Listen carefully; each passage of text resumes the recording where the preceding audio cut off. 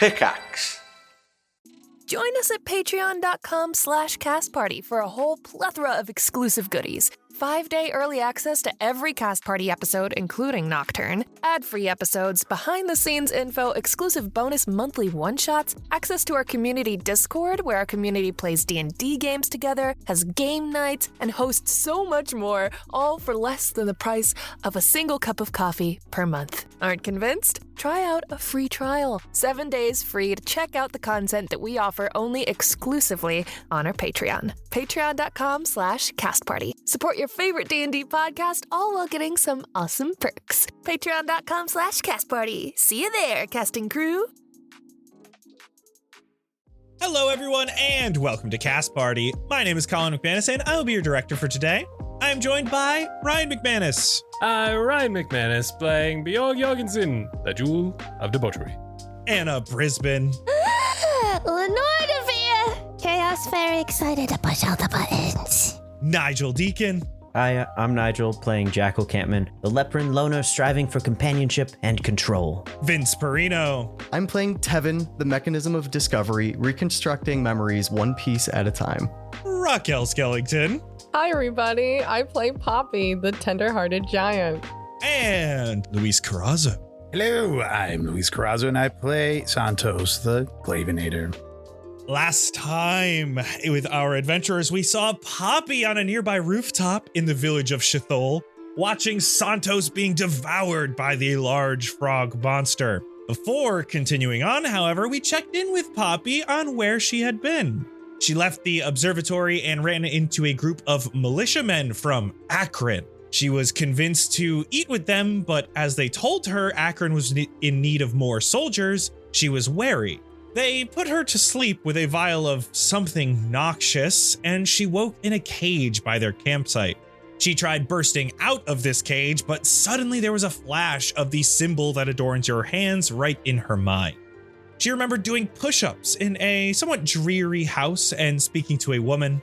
They spoke for a moment about strength, about what the right place is, not in location, but in your mind. She mentioned that Poppy didn't have to do things just because they were comfortable or just because others told her to do them. That there's a path that you can make for yourself. And that she believed Poppy was on the right one. Poppy awoke to have her ring from Carmina changing on her finger, and she spent the next day in a cage, being fed but barely spoken to, continuing to travel towards Akron as a prisoner. That night, however, while the soldiers were making merry, a creeping dark fog rolled in and covered the campsite. Whatever was in the fog must have killed them as you heard screams. You thought of what could comfort you in this moment and thought of the other party members. You remembered Santos' bonds switching between the group, glowing in the fog, and suddenly there was a glowing sheep in front of you, and it kicked the gate, allowing you free. You followed it, dodging mysteries in the fog before finally being able to speak with it in safety. That goat turned into a person before your eyes. They said you could call them Rain, and they thought you were someone else. They were following a magic signature, and it led them to you. Upon Poppy showing the symbol to this being, they simply spoke the word, Father, in Celestial, for they turned into an elk and ran away into the forest, leaving Poppy alone. Poppy made her way towards Carmarth, trying to find the party once more, and fell upon the tragic scene in the center of Chithol. She whipped out her boomerang and went straight into the pond to start wailing on this frog monster. She ended up covered in slugs, but made good progress towards freeing Santos from the beast's belly. In the end, however, it was Lenore that needed saving, as the beast's tongue lashed out, grabbing her from the sky, before biting down on her as a guaranteed crit, giving her 2 death-saving fails. Just before Lenore would have to roll, however, Jack was able to douse her in a potion, just before he was grappled by the tree vines and dunked into the pond himself. With the party on the brink of death, you all were able to destroy this amphibious beast. You rescued Santos, you destroyed the tree, and saved your friends from the slugs, although just barely. Now you all have entered a nearby house, the same one that Smoke had come out of just before your encounter with the tree. It is the most complete house in all of Chithol. It's definitely still broken down and dusty, but there's walls and doors that still separate some rooms. And so the scene is set. The question is, what will you do next? I'm tearing up this house, looking for anything interesting. Roll me investigation. How about 8? I'll tell you a few things that you notice just from general glancing around. The building itself is still full of objects from long past. There are some mushrooms growing from some of the nearby walls, but it's clean enough inside. The dim light from the moon outside illuminates what was obviously once a home. There are some shelving units with books on them, but many have fallen from the walls, leaving the books to just rot and decay. And nothing stands out in particular among the books or really anything among the clutter here. You do see that Smoke had set up a small sleeping area for himself. It's dirty. He was just basically sleeping on rags, but he slept near a particular wall. It looks like Smoke had pushed over a bookshelf that leaned up against this wall and revealed a door. And there are scratch marks all along this door frame, like he had been trying to break down the door. The marks look like he had been using some tools or something to try to get the door unjammed, but looking closer, just scratch marks in the end, made by fingernails, just trying to get this door unjammed. If I try to open it, it's jammed, not locked. Yes, as you pull, it just does not move. Are the hinges visible? Yes. I'm very exhausted. If I see that people are still up and about and rummaging through stuff, see Lenore go to that door and I'll call out, Lenore, can we just give it a rest until tomorrow morning? What are you? Well, I got healed. I'm good now. Oh, all right. And I'm going to drag myself up. That doesn't mean go back and run into danger. Poppy puts a hand on Santos's shoulder. You need to take it easy. Take it easy. I mean, You got this then? yeah. Because I don't think Lenore's going to stop until somebody gets that done, whatever she's doing. I'm jamming my shoulder into it. Clearly not effective at all. I'll pat you as you're leaving, and I'll cast guidance on you while I take this out. I lay back down and roll over. My head hurts. Okay, so you're trying to jam it open? It's jammed closed, so I'm trying to open it. Okay. Poppy just puts her hands and yoinks.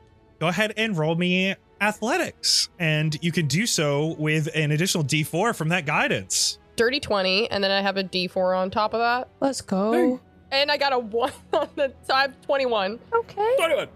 This is very simple for you, Poppy. It is just one clean pull, a quick jolt with a lot of force, and suddenly that door just boom, swings open.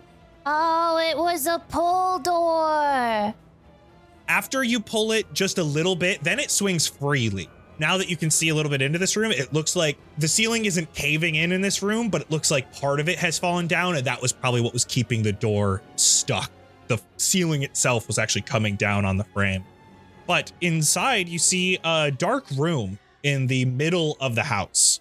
Really, if you didn't have the doorway staring you in the face from where Smoke had been sleeping and obviously moved this bookshelf out of the way, you might not even notice that this room was there because there's no windows whatsoever. And in this room, things have fared better than in the other portions of the building that you guys have been in. There are a bunch of more shelves here, though they too have crumbled with time. There were jars on some of the shelves. Most have shattered since contents just dried up and reduced to a sludge. Though there's a large table sitting in the center of this room with various tools on it. You can see from here, even without fully entering the room, handfuls of notes. There's a journal. But most notably, there's one jar with thick glass that sits on the table, larger than the others. And inside is one of the slugs. Though it looks a little bit different to the ones that you had just disposed of outside. It's smaller. It's a little bit more of a lighter gray color. And it looks a little bit more gelatinous than the slightly thicker skin of the slugs from the pond.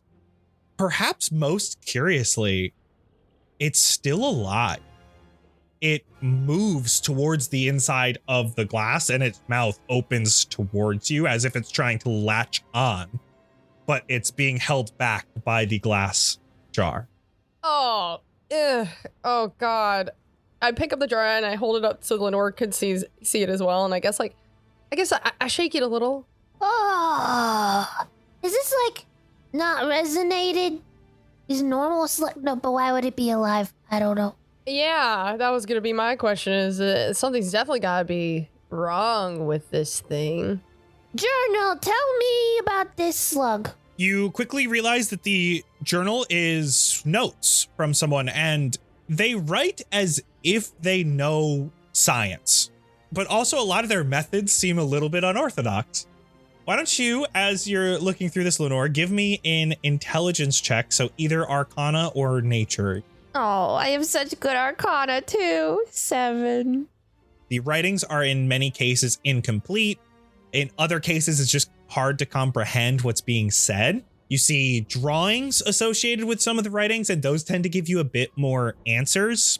You can see in one of the earlier sketches, there is a detailed sketch of one of the slugs, but from how it's drawn and the scale, it looks to have been much, much smaller than even the slug in this jar, like a typical leech size. There are notes about never seeing this specimen in the pond before. So observation notes for a few weeks of this sole slug in the pond. And it seems like whoever this was studying it from afar. And at the bottom of this page, you see, then there were 2. Another slug appeared today. The notes just get more and more confusing, but one of the last legible and understandable lines you can read is, with every monster I strike down, they return new, harder to defeat. I cannot let the others see, or they would salt the water, burn the beasts, and the truth would die with them. But I will master it. I will understand. What the heck? I throw the journal up in the air. Whoa! Poppy catches it. What did it say? I don't know, that there was 1 slug and then there was 2 and then people kill monsters and then they come back and he doesn't want to tell anybody about these slugs because then they'd salt them and kill them and I don't know. You're telling me we could have killed these things with salt? You have salt? No, but we could have found some, I'm sure. Did it ask Paprika? Well, okay. I shake the jar a little bit just to see if it's still swimming around and responsive. There's actually no liquid in this jar. It is completely just in the air. I don't know, and I'm not gonna open the jar to find out. Looks like it's doing fine in there. Ugh. I guess we just take it with us, but this is definitely the progenitor thing that ended up into the lake and got worse. Why does he look different? I don't know, I'm not a scientist. Maybe we should take this out of here, and I just open the bag and put it in the knapsack. We exit, but before we fully leave, I look back to Lenore and I was like, I have something for you that I finished while I was gone. Huh? I'll tell you about it later. Don't worry about it. But I have a surprise for you. Why later? What about now? Because I'm holding a slug and you have papers in your hands and we gotta go tell everybody about the science. Okay. While they were investigating, happening at the same time, I slowly walk over to Bjorg. Hey, did he or I hurt anyone this time? Some slugs, but none of us. Okay, that's good. You said he threw my staff in the woods? Way into the woods. Okay. He wants something dangerous. Do I give that to him? I'm afraid of him. I don't know, man. I'm gonna have to go find my stick. If you have a different solution, I'm not gonna say no, but I think I should have something, right? Probably. Unless you want to wait till morning and I can whip something up. Okay. Yeah, I'm kind of beat. Thank you. See Poppy taking it out of the jar and showing Santos and being like, ew, and shaking it in front of him. You'll hear the barrels whir out of my arm as I just start tapping the tip of the barrel on the glass. Shall we dispose of it quickly? Okay, wait. We're not going to shoot it yet. We probably will, but not yet. We have to we found some research, and I also pull out the journal and point at Lenore's hands filled with papers. I present the papers. Who knows science? Bjorg? I don't want to read the papers. Well, if you don't want to read, then look at this thing. I'll take the book. I hand you the journal. Skim through it to see if I can decipher anything that they couldn't in the meantime. Just while I'll pop a squat in a corner or something. I'll approach with Bjorg. I'll kind of look through it and I'll give you guidance on this as well. And I'll say to you, I had a lot of those things attached to me, and if there's something in there that explains a little bit more about them, then I think that would be nice to know. Maybe it starts with don't go poking around glowing fucking trees. Okay, smartass. Lesson learned. I'll see if I can find a remedy for you or something. Thanks. And I'm gonna watch you look through it. I'm gonna be that guy looking over your shoulder, reading along. Bjorg, go ahead. You can roll me either Arcana or Nature, and you have guided. Ooh, 18. You're able to decipher a little bit more in between this, one slug, two slug, and then, oh no, they're going to salt the water, burn the tree, everything's going to be terrible. Doomsday feeling that felt like at the end of this. You're able to just to decipher a little bit more of what the researcher was saying. And over time, this person caught some of these slugs as they were expanding in the pond, both in number, but also growing larger. He was conducting experiments on them, poisoning them, salting them, burning them. They always died. He would throw the carcasses back in the pond at night. The next day, the carcasses would be gone, and the slugs would be normal. Though they became larger and larger over time, he would catch one, and then you read a chilling line in one of the margin. It wouldn't die. I added more and more poison, but the poison won't kill them anymore. There are more hastily written notes along the margins, especially in this location, growing increasingly more confused. It says, adaptations, food chain, corruption, ? All these questions that have very little rhyme or reason. Okay. Well, scientist, how do we feel about the science? Not good. He was toying with the slugs, playing with them, and then making sure that they came back stronger. That might not have been his goal, but that's what happened. Isn't this the third time we have seen people experimenting with things that end up resonated, and they're doing either find a resonated thing and experiment it, or I guess he created a resonated thing? Why are people messing with this? I mean, when it's something that is so unknown to the vast population, it's intriguing. You want to know more, but you just don't know how to go about it, and everyone seems to go about it poorly. And it always seems to end badly. But when you know enough about something, you probably know how to kill it. Well, these couldn't die. He could not kill these ones anymore. Did he even try salt? He tried poison. I'm more curious about the tree than the slugs, but God knows that's just nature doing its thing. Yeah, it didn't say anything about the tree. That's weird. We can at least take these notes. The more we know, the better. I mean, these notes are talking about an evolution that happened to these slugs, and I think it's pretty clear that the resonance intake, I guess, had a big thing to do with that. And at this point, some of us have a lot of that in our system.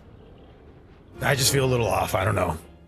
Maybe a good night's sleep will help settle my mind. Yeah, and maybe you'll feel less off in the morning. Would it make you more comfortable if one of us kept a closer watch on you tonight? Yeah, actually. Can you do that? I can absolutely help. What if we all just stay awake and watch Santos sleep? I will not be doing that. No. I am finally going to go back maybe for the third or fourth time to that little corner that I'd like set up as where I'm going to sleep. And this time I mean it. Wherever he's setting up, I am following very close, and I will just sit right in front of him and get ready to get into my sentry mode. Yeah, the rest of you are able to find some comfortable positions. Santos maybe not so comfortable with how close Tevin is, but once Tevin sets down into his sentry mode, you all are able to find your places to sleep, to meditate, to go into that sentry mode, to relax. And after a very long day, after many days of travel, it's nice to be inside, even if it's not necessarily the most comfortable indoors. And you all feel a little bit more rejuvenated than normal as you all level up to level 6. Wham, Let's go. Thank you, ma'am. Yeah. Even after a lovely night's rest, you do wake up to hammer power tools in one of the side rooms from Bjorg, and he's gonna come out. He tosses Jack a enhanced weapon. He went outside in the middle of the night. He grabbed a shovel that they used to dig the graves with outside, and he was scouring like the metal pauldrons from the corpses. He was taking boots and stuff, and he ended up making a large hammer for Jack. Jack, that's a +1 weapon. You get a +1 bonus to attack and damage rolls. And he also walks out of the room with leather boots that are about like knee high.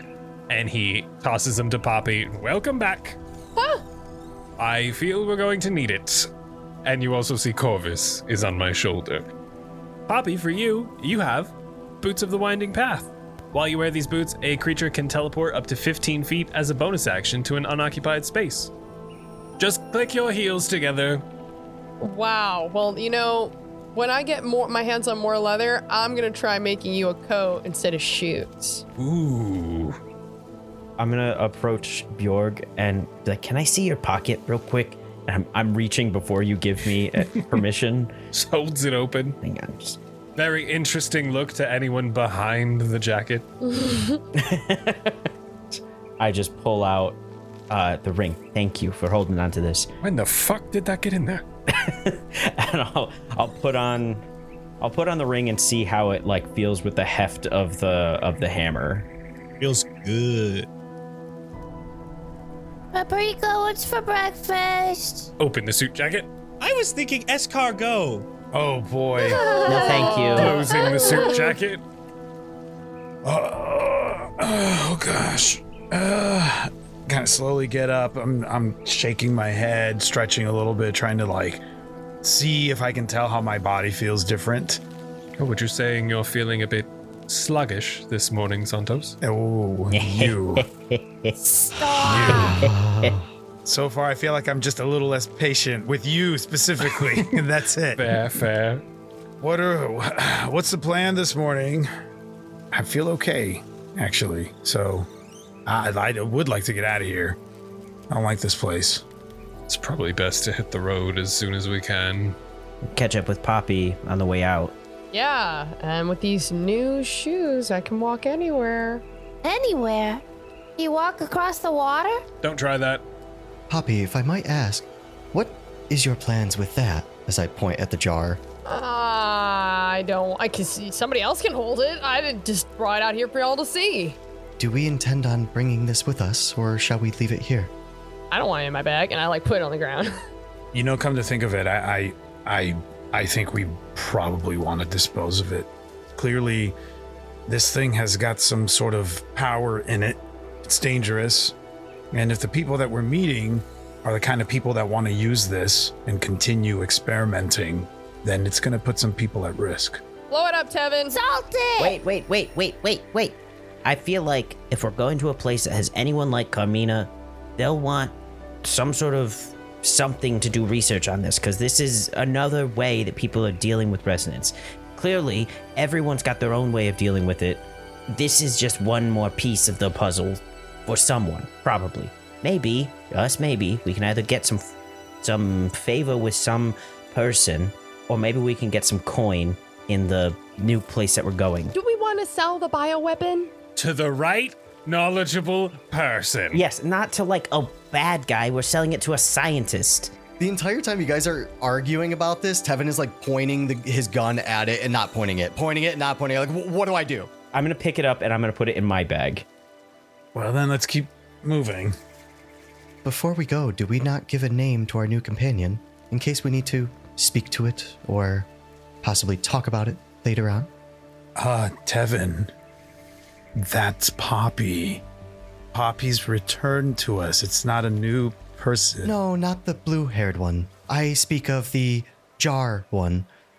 I'll be honest, we could probably just call it the slug, because unless someone's being really mean behind everyone else's backs. Something ludicrously ugly. Gods. Slug. S.L.U, G. Correct. As we're walking along, talking, I will definitely get close to Bjorg, just kind of put my arm around you, and just say, how long does it take you to come up with this stuff? It's just something I picked up when naming my inventions. It gives them a little whimsy, a little fun. Give me another. Okay. What does SOX truly stand for? Soft, ovular containers, keeping safe. In parentheses, your feet.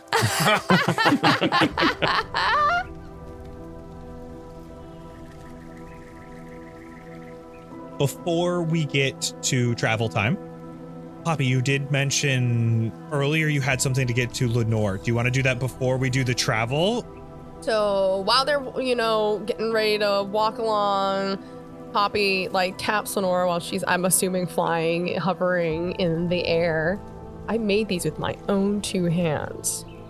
And I rummage around in my bag. I go, I had some time to kill while I was on my own for a little bit to finish them up. And I open it up, and there are these two little purple shoes that have a little curl in the front of the toe. Oh, wait, they're so cute. I also found little bells, so if you want to put them on the back of the shoe, you can, but they don't come with them on. Wait, do the bells jingle? Yeah. Ding, ding, ding. I figured that if you wanted to spend more time on the ground, it should be more comfy. Put them on and stand on the ground. Whoa! Wait, my feet are so flat. This is so weird. This feels so weird. I made them so that they're good for long distance walking, so maybe you can get your legs beneath you. They're comfy. I was thinking about you and everybody while I was gone, so. We were thinking about you. I was real upset that you left. Sometimes we just have to find ourselves a little bit. Did you discover anything crazy? Well, actually, and I kind of look at everybody. I'm like, well, there was a talking goat that kind of transformed into a person. What? Yeah, there was a fog. There was a goat that broke me out of this cage. It's a long story. I followed the goat. Goat turned into a goat person. And I didn't really get too many words in because I showed them the mark on the back of my hand because they said I smell.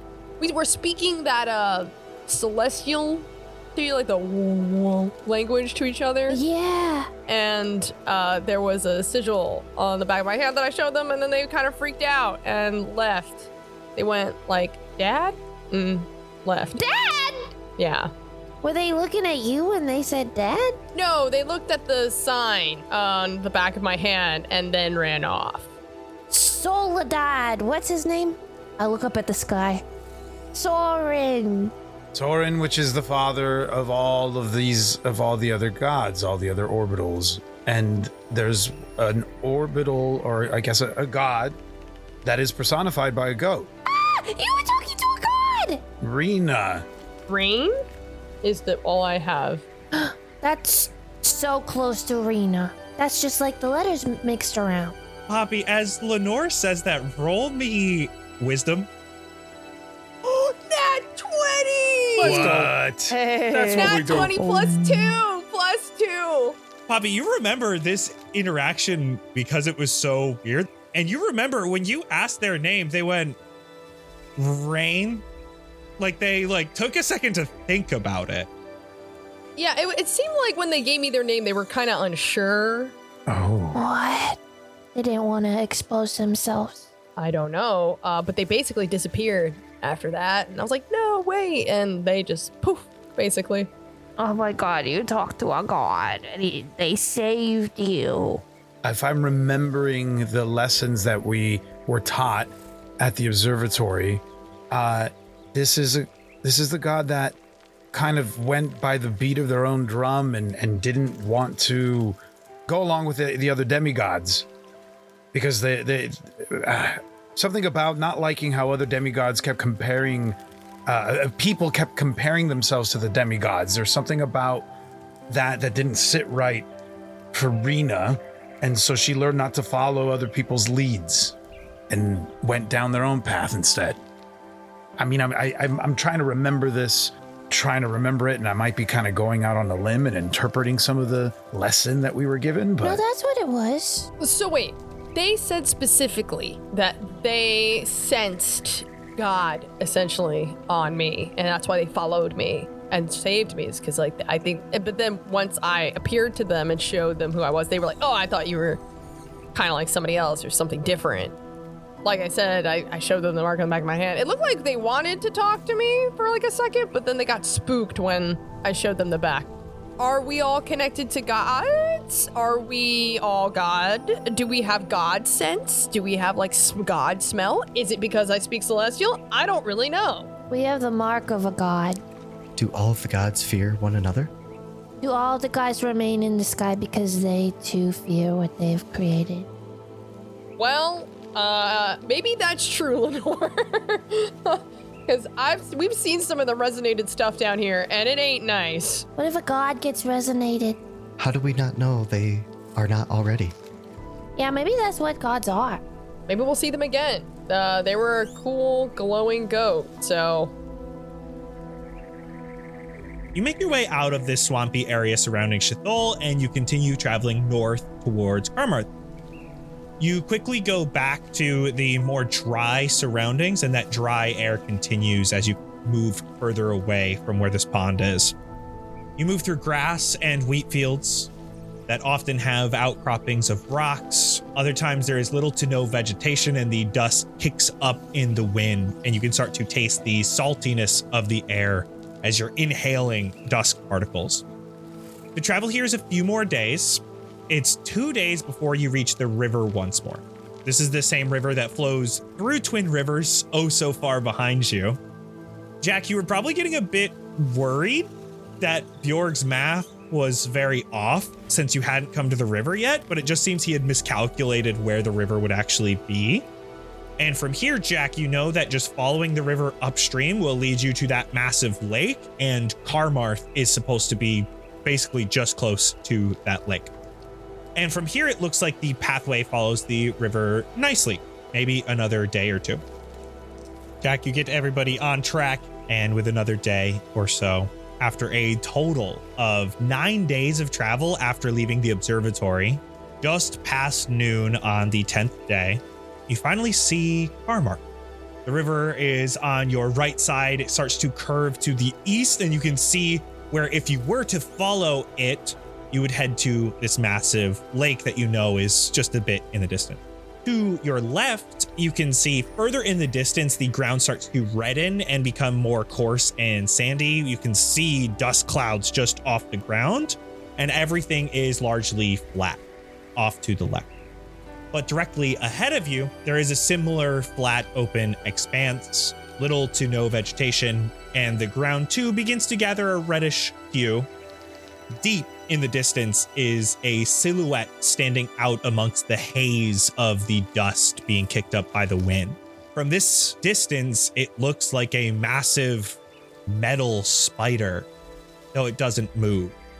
The body looks like the bottom half of a sphere, but upon its flat side that faces the sky, it's an entire city. It's hard to judge scale, but the buildings you see here are massive. They glint in the sunlight even from this distance. They're made of metal or glass or something equally reflective, but they are tall. There are also large walls that surround the city that butt right up to the edge of the platform it sits upon. But this platform itself, it is suspended.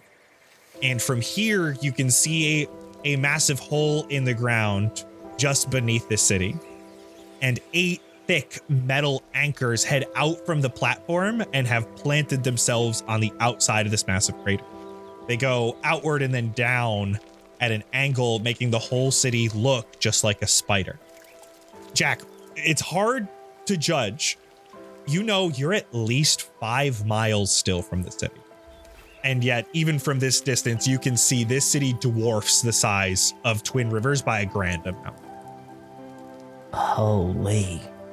I've never seen a city this big before. What if we just stay here? Why would we even want to go back to Twin Rivers at this point? How do we know that it is safe within as well? Good question.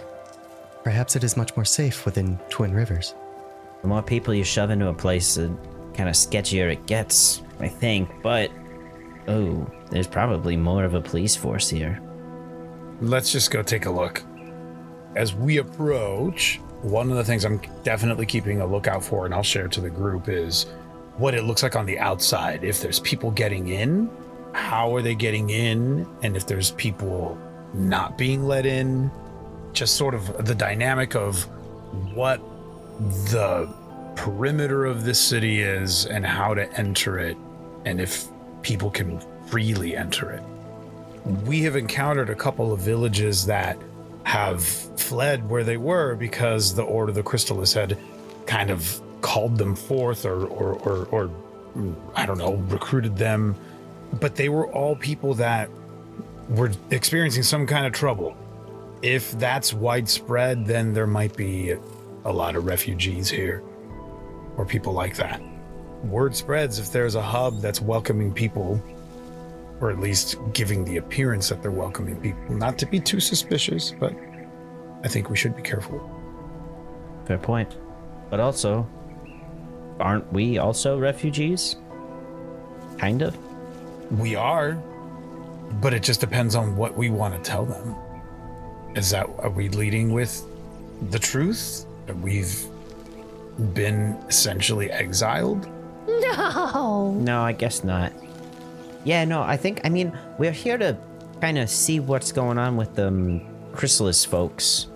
So we can tell them that we're refugees and we're afraid of the residents. And we saw that's the probably all they need. flyer. We saw the flyer and we found this thing, and then we make so much cashola. And by this thing I mean the slug, and I pull it out of the bag. Yeah. But yes, lying is the way, or stretching the truth. We're not lying. I'm not gonna ask, have you ever been exiled from a place? Exactly. I hear that's a good way to get Mormons off your porch. Exile them?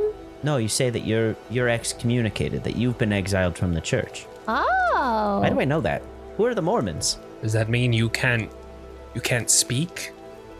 You're excommunicating? How does that work? Yeah, it means you're not allowed to talk to them anymore. I've never actually encountered a merman before. Is that what a Mormon is?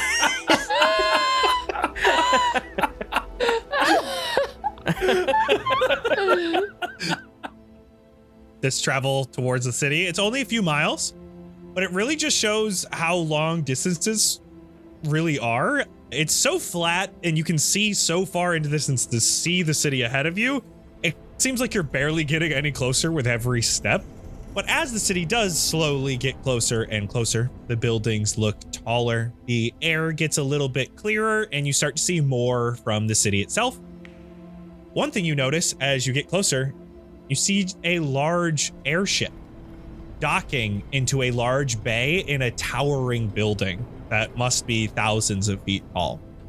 Though even the ship only looks like a small bug from this distance away. You see large mechanical devices atop a few of these tall buildings, some spinning wildly in the wind, reflecting light off their metal, almost in a rhythmic pattern as they spin. And suddenly there's a burst of green energy coming from a different building. Its spire right at the top glows. Then a set of runes form in the air around the spire. A magical burst of energy shoots into the air. And there's this echo that fizzles even at this distance of that magical sound. Just this column of green energy heads into the sky and dissipates just as soon as it materializes. With another mile or two forward, you're arriving at the base of the crater. You can see there is a small building on the ground level where you all are currently walking. It is just at the edge of this expansive crater that you now can start to see how truly large it is. From here, there's no obvious entry into the city that sits above the crater. There is what looks to be a walkway that can be like extended downward from the city, almost like an extremely long drawbridge. And with where it's angled, if it was to extend, it would reach down to this building you see that is just ahead of you. Is there a doorbell? Well, I guess we get to know the locals, at least the ones out here. Who's gonna do the talking? I'm so good at talking. Oh. Maybe Bjork. Yeah. Bjork said he was excommunicated. Lenore, why don't you and I both go talk to the folks? Okay. Oh. All right, wait, Jack. And I grab you as you're leaving, and I'm gonna be casting guidance on you because I think you're gonna need it. I think Lenore has more trouble not talking than she does talking. We're gonna be fine. I think we'll be fine. You guys are following near this building, at least getting closer with Lenore and Jack. Jack, as you and Lenore are heading closer and closer to this building, you start to see, like I said, those tents that are outside. There's a bunch of different people here. You also see that there is definitely a militaristic presence here. You don't recognize any memorabilia from the Order of the Chrysalis. The guard looks more like an organized city guard. There isn't exactly a large presence of them here, but they are scattered around, keeping order, as well as what looks like organizing groups of people. There are a bunch of civilians here scattered about. Many look tired. Some are injured. They look to be very much like what Santo said. They look to be refugees trying to get into the city. As you approach, you hear various guards calling out orders to different groups of individuals, but one guard who is standing very much at the opening into this building keeps repeating the same call to the crowd. If you don't know what group you belong to, see the adjudicator inside. If you don't know where you belong, see the adjudicator inside. Just over and over again. I don't really like dealing with military, but do you want to go see this adjudicator guy? Yeah. What's that mean? I don't know. What's to adjudicate? Excuse me, sir, where's the adjudicator, and can we go to the front of the line? I say to the guard. You see he looks at you and he's still shouting. If you don't know what group you're in, making just straight eye contact with you, see the adjudicator inside. And he gestures to the double doors that are open. Your job seems really fulfilling, and I walk inside. This building is very open. A few benches are placed around for places to sit, but it's mostly a wide open area where people, it looks like, would normally move through quickly. In this instance, there are a lot of people who've found places to sit on the ground, as well as the benches are just filled with people. And entering in, you see directly ahead of you is a woman who must be the adjudicator. She's a human woman with medium length, dark brown hair, and she sits atop a small raised platform where she has a small desk. Leading to her are two lines. One very long line that says appeals, and another much shorter line of just 3 or 4 people that says welcome sorting. Yeah, let's just go in there. It's way shorter. Walking in and seeing the two lines and seeing that one is short, I'd probably wave them in. All right. You all wait in line a moment. While waiting in line, you see the person that's currently talking to the adjudicator is this half-orc woman with a pigeon on her shoulder. The pigeon has a metallic helmet on, including goggles that cover the pigeon's eyes. As you watch and overhear, the woman describes that she crafted the helmet and the pigeon's able to see far into the distance as well as small objects. And the adjudicator seems rather impressed, even testing out the pigeon's eyesight by writing something small on a piece of paper. And then the woman at the front was able to get the information through the pigeon's eye. And you watch as the adjudicator hands over a token to the woman, gives the pigeon a little pat on the head, and gestures the woman to a nearby doorway that looks to be guarded. Jack, you immediately feel 2 very cold metal feet on your shoulder. I had a feeling. As you continue to wait in line, you see a few other people in front of you try to impress the adjudicator, and more often than not fail. You hear her ask very similar questions to the individuals. Things like, where do you come from? Do you plan to stay in Carmar? What is your occupation? And she always ends with, how can you be an asset to the city? Okay, all right. Formulating. Ultimately, the adjudicator either gives someone a token to enter the city, or they are sent to one of the various groups outside, being told they will be allowed to enter into the Hollows. You have a few more individuals in front of you before you get to the front of the line. Just tapping my toe in the air, bobbing my head left and right. I'm kind of like hopping from foot to foot, just the anxious energy getting it out. You think it's okay that it's like, does everyone need to wait in this line? Or can we wait in this line for our friends and get them tickets too or whatever? It's probably good if they see like all of us, right? Because then it's going to be way easier to get in a group of 6 if they know it's a group of 6 rather than being like, yeah, sure, it's just the 2 of us, but there's actually 6 of us. You know what I'm saying? Right. Plus, we all got this thing, and maybe that can help. Are we showing them that right off the bat? Only if we need to. It's a last resort. Hey, friends! Hey! Get in line with us. I feel like we can't do this for you. Okay. But we will do the talking, unless needed otherwise. You see, you guys get to the front of the line. There is a guard here. No weapon or anything. A lot of the other guards outside had weaponry, a lot of like high-tech weaponry.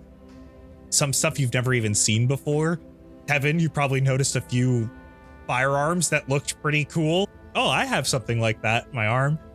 Very much high-tech gear. This guy, just like the guy yelling, ordering directions to get people inside, he's at the front of the line. He just kind of stops you to give the person a little bit more room who's currently trying to impress the adjudicator. They fail. The woman is taken away and sent to another group to enter in with the Hollow. And the adjudicator looks up and gives a smile. Next. A whole Hello. group steps forward. Oh, just one at a time, please. And for today, that's a wrap. Oh, I can't remember anything, Colin. I was expecting to wait until the end of the month to try and convince you of things. We're screwed. One at a time. Thank y'all so much for listening. We'll see you next week over on Behind the Scenes. Talk about the episode a little bit. And in 2 weeks, we're going to go to figure out how to get into the city / maybe the Hollows, whatever that happens to be. Bye-bye. Okay, Bye. bye. Bye.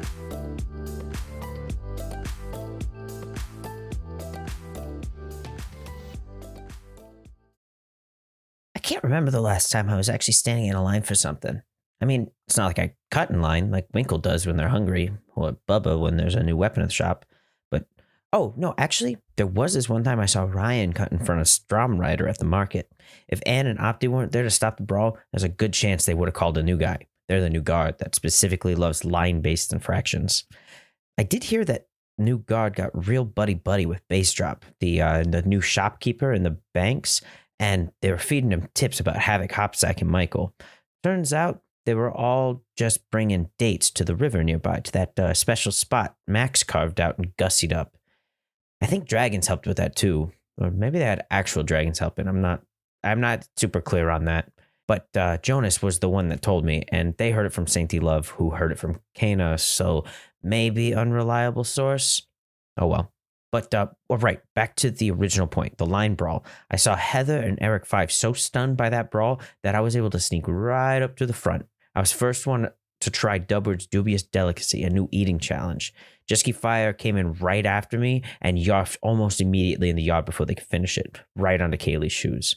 I started chowing down. Lexi was right next to me, and we started to race to see who could finish first, and boy, was it close. They edged me out right at the last second. Matt was right there ready to call the whole thing, and he just gave it away, and I just wasn't quick enough. I hope they have eating challenges here.